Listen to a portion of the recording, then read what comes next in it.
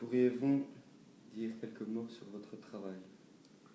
Mon travail, c'est un travail de directeur administratif. Donc en gros, je veille à la légalité des décisions qui sont prises au sein de l'intercommunal et je m'occupe de tout ce qui est administration, donc le courrier, l'engagement des personnes, le désengagement des personnes, la gestion de leur salaire, les inscriptions dans le cadre de certification EMAS ou ISO, tout ce qui est administratif sauf la finance.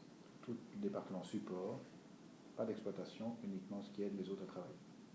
Pourriez-vous décrire votre parcours éducatif?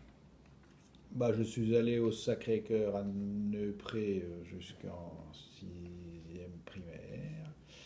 Et puis je suis allé à la Liège jusqu'en 6e secondaire. Et puis j'ai fait le droit à l'Université de Liège. Et quant à vos options? Je ne me souviens plus très bien de mes options. En secondaire, c'était latin maths, ça c'est certain. Et puis à l'université, j'avais pris une option plutôt droit des entreprises, finance. Pourriez-vous décrire votre entrée sur le marché de l'emploi? Quand on a fait le droit, si on veut faire le barreau, il faut absolument passer ce qu'on appelle un stage d'aptitude.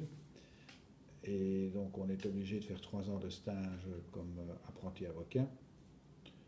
Je trouvais qu'à l'époque, les études ne permettaient pas de se rendre compte exactement du métier. Et donc si on voulait vraiment appliquer ce qu'on avait appris, on était obligé de faire le stage, ce que j'ai décidé de faire. Donc c'était assez clair. Mon entrée de marché de l'emploi, c'était de trouver un patron stagiaire que j'ai trouvé. Et donc j'ai commencé là-bas. Mais ce n'est pas vraiment un emploi parce que c'est très très peu payé. Pourriez-vous décrire votre parcours professionnel?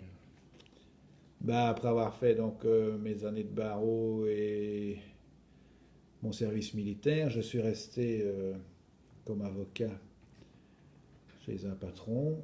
Et puis j'ai cherché à me spécialiser dans le domaine de l'entreprise. Et en cherchant ça, j'ai passé quelques entretiens et finalement c'est chez Atradel que j'ai trouvé une place et depuis j'y suis toujours. Avez-vous tiré avantage des compétences acquises à l'école pour trouver un emploi? Oui, moi quand j'ai trouvé un emploi chez Atradel, c'était un emploi de conseiller juridique. Donc au départ, si j'avais pas été juriste, je n'aurais pas pu trouver mon emploi de conseiller juridique. Maintenant, bon, je pense que j'ai eu un peu de la chance parce qu'il y a plus de juristes que de places de conseiller juridique. C'est un travail qui est pour une entreprise